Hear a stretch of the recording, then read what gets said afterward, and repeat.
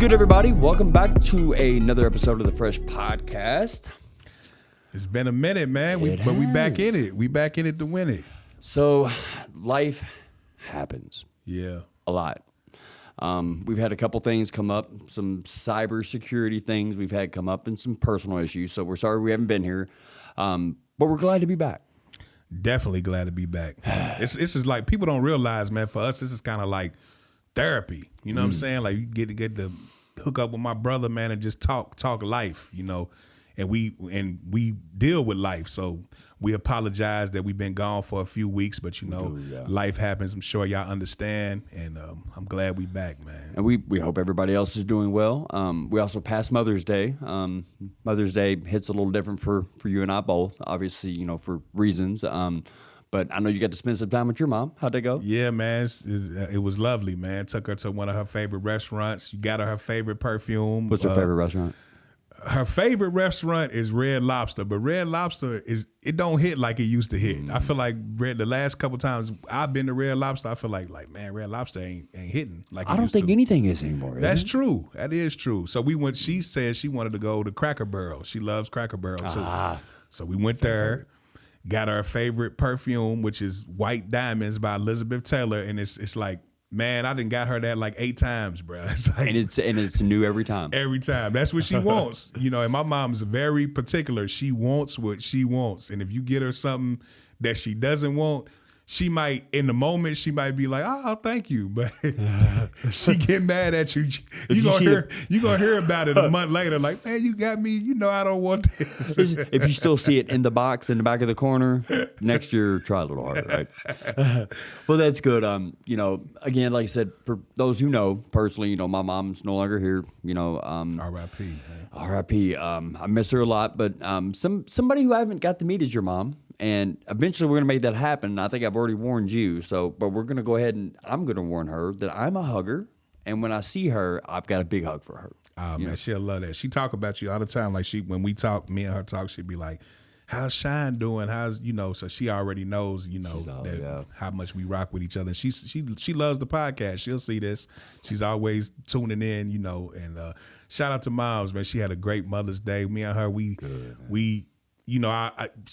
somebody like yourself, I got other friends too. Some of my best friends, their mothers are no longer here like your mother is. So I try to take that in consideration and try to spend as much time as possible, with working and doing what we do, the podcast and Life everything. Keeps us busy. It does. But we got to make time for those that we love. And, mother gave us life, man. So. That's it, man. That's it. Well, shout out to all the mothers on Mother's Day. You are appreciated. You are appreciated. As Pac said, Dear mama, you are appreciated. All the mothers, man, all the mothers out. And it's tougher than ever right now, man, with the economy the way it is. Like, wow. Like, so, hey. They really out here putting in. Yeah, putting in that work. Man. Also, Derby passed, which, we in the... us being Louisvillians and over here in Indiana, right across the bridge, in Derby this area, yeah, Derby's it's the biggest thing of the year for people from over here. So did you happen to see? I didn't really get but one of the jockeys or something got in trouble. Did you happen to see anything about that? I know you and I talked. I didn't. I seen a little bit on the news just yesterday. They was talking about it. But I just caught like the tail end of it. So like, was he cheating or something like that? Is that what they saying? Smacking a horse too much or something, or whipping a horse, which it's a sport. Like I get it, but it's always something, man. It's always. And again, I didn't know really too much about the details, but you said there was a murder during. Yeah. Unaliving during the Derby. Yeah, unaliving. Yeah, we got to say it right, man. YouTube, ain't they? But suck it. Yeah, man. Unfortunately, a female that my partner he knew her personally. She was unalive, shot. And I on Derby night. I want to say, I don't know. It was a guy too. That I don't know if they were like together or what. But it was right there, down in the trenches, what I'm saying, in the West End. And it's crazy, man, because, so Derby is, of course, the biggest horse race in the world. But if you from here, from where we from, it's way more than a horse race. You know what I'm saying? Like, I'm not saying people don't care about the horse race because they do, but we care. It's our time to party. You know what I'm saying? Like that's where everybody turn up. You know, you got all the celebrities in town. Everybody's out. So down in the West End, which is we call it the trenches. We turn up. And unfortunately, there used to be a thing. A little backstory. There used to be a thing called Derby cruising on Broadway. And you had to be there to experience it. It was a exciting time. Yeah, it was good times. It's like, so when you think about like back in the day, they said Freaknik was like off the chain. It was every Derby. Derby was like that, like a mini Freaknik. Louisville ain't as big as Atlanta, but man, Broadway, you see a little bit of everything. We ain't gonna go into too many details. We're gonna keep it PG Louisville for the was podcast. hot. But it's wild. Yeah. But unfortunately, they end up stopping that some years back because it was always something popping off, somebody getting shot, getting unalived and all that. But it wasn't that bad. Like it wasn't that dangerous 20 years ago when I remember. Like you might get in a fight with somebody. Yeah. But like it was wow. Doors man. up, old school cars. You know what I'm saying? Big rims. Music. Half dressed Spinners, women. back when spinners were there. Twerking before twerking was a thing. It was wild, man. But unfortunately, that young woman, and I believe it was a man too. They lost their life, and it was. I seen it, man. Seen like a clip. I didn't see them lose their life, but I seen what transpired. The incident. Yeah. Crazy thing is, the police was on the scene already. Like just because it's wild, it's a big crowd, and they was just like everybody was out. The Kroger on 28th and Broadway in that parking lot. Everybody was out there, and you just start hearing gunshots and people scattering, and they lost their lives, those two people. So man, all right, rest in peace to them. Man, that's I'm all about turning up and having fun and people, but man, come on, man, we gotta do better, bro. Man, if we could just get rid of all the guns, which I know that's not like possible, but man, if we just went back to the day of people not liking each other and fighting, and then waking up, one person's got sore hands, the other one's got a sore face, like, but it's just like nobody. Man, your pride got hurt for a weekend. Yep. But people are just killing people and lives are getting taken. Their freedom's getting taken. Over what? Man, you really have to do something really horrific or threaten people I love. Like, it's not something to be like, it's fool, man. You're going to go act silly. I'm going to take care of him. And it does. A lot of times it be like silly, like dumb Stupid stuff. And then when you add drugs, liquor, and then also add everybody got a cell phone with a camera on it, and if you get like back in the day, if you got beat up, you just got beat up. You got whooped. Nobody's seen it but the people there. That's it. The people there, you might get talked about for a couple weeks. People in school or whatever. Oh man, I heard such and such whooped you or whatever. It was embarrassing. You took that L. But now, man, if you get mopped and somebody films it, and then it's 20, 30, 40, 50,000 people see it, and everybody's commenting, "Damn, bro, got tore up." It almost puts an extra insult to injury. Yeah, and it's like, man, I gotta do something. I gotta handle my business now. I gotta unalive this person, which is it's sad, man. But for my pride, yeah, I have to kill another person because of my pride. And it's the world. It just is what it is. You can't have good without evil. It's just no left without right. That's it. No. So I just say, which of course, Derby is around spring break, which. That's a worldwide thing. We talking about Derby is kind of more of a local thing. Spring break, it's the same thing. Everybody turning up, everybody drinking, doing drugs. It be it's cool, man. Have a when you young and you full of life, man. It's about having a good time and not necessarily saying you got to do those things to have a good time because you don't. But I'm just saying if you do, just do it responsibly. Man, like at what point? How do you enjoy life if like you're always worried about that? You and I, we've kind of, unfortunately, have kind of learned to not always go to certain places, but if we do, we kind of go as a crowd. Yeah. And it's being safe. Like it's being safe in an unsafe world. I'm not saying everything's unsafe, but man, if you're going to go somewhere, keep your eyes open and just go to have a good time. Unless somebody runs up on you, knocks you down, and does something just really dirty to you, man, like there's nothing you can't get over, man. Like, I just know life is too precious for me. So if you're going on spring break, a couple of tips, wrap it, strap it, be protective, know who you're with, and, man, don't drink anything that people hand you. There's just certain precautions you can do to keep yourself safe. But at the end of the day, man, trust the people you only trust. If you hanging in places where you have to have a strap on you, you shouldn't be hanging there. That's a good point. And it's crazy though, because when I was young, I hung. You know, man, I was in the projects. I was out there. You know what I'm saying? Not glorifying none of that type of behavior, Just but where I'm you just were. saying, a lot of times when you're young, man, you just be fearless. You don't have much to lose. I mean, just think about it. You know, you don't have no kids at the time.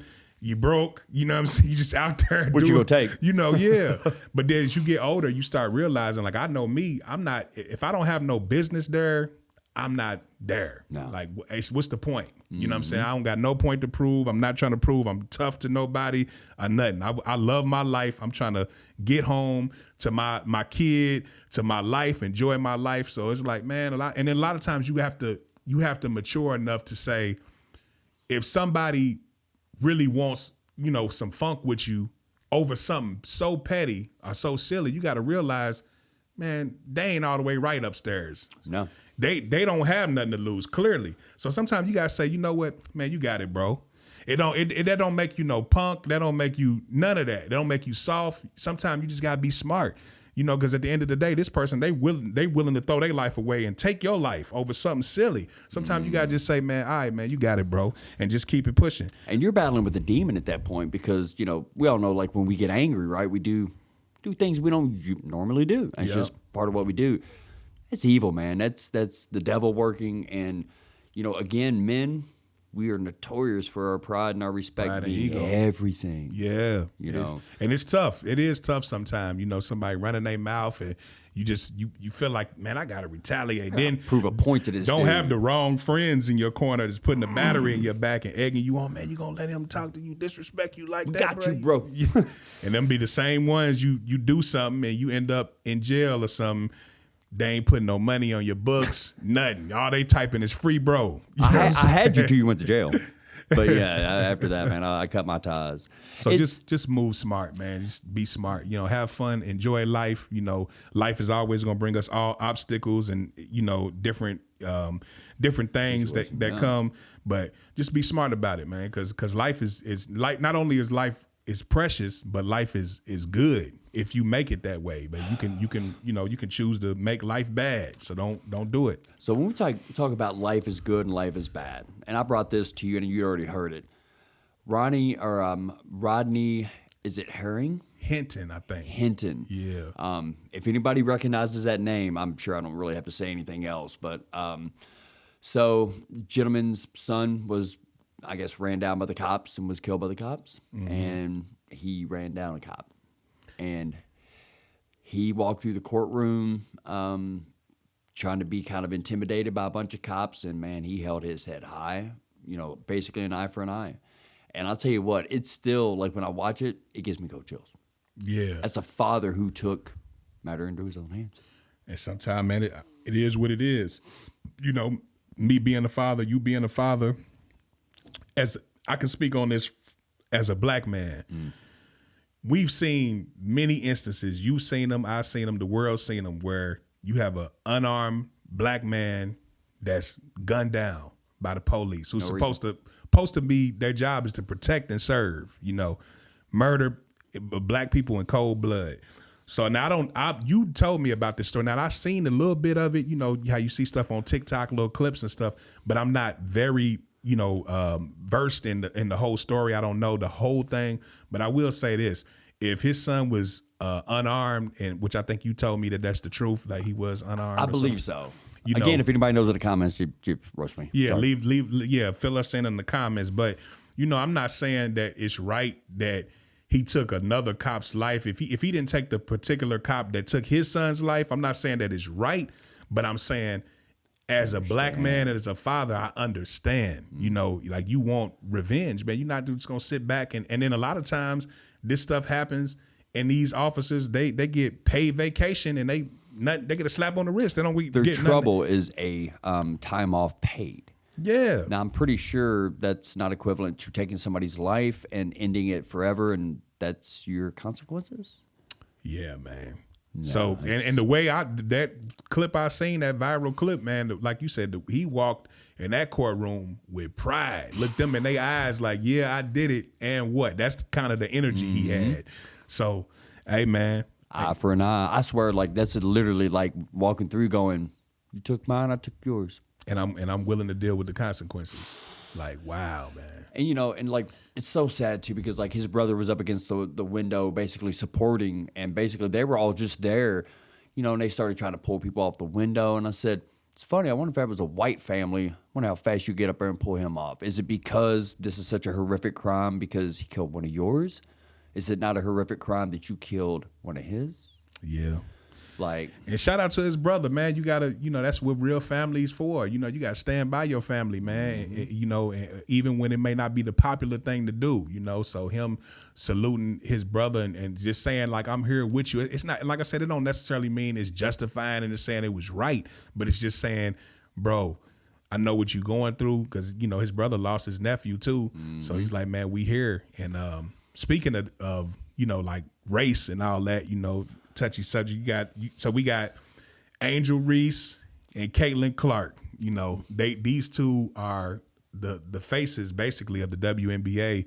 Coming right back to the white and black thing, though, right? Yeah. Shout out to Asia Wilson too. And it's other great WNBA players. There's a lot of female bodies. I'm not trying to blame on them, but I feel like because of the rivalry they had in college, Caitlin Clark and Angel Reese, ever since Angel Reese kind of taunted her with the, pointing at the ring finger when they won, they beat them and then went on to win the ring.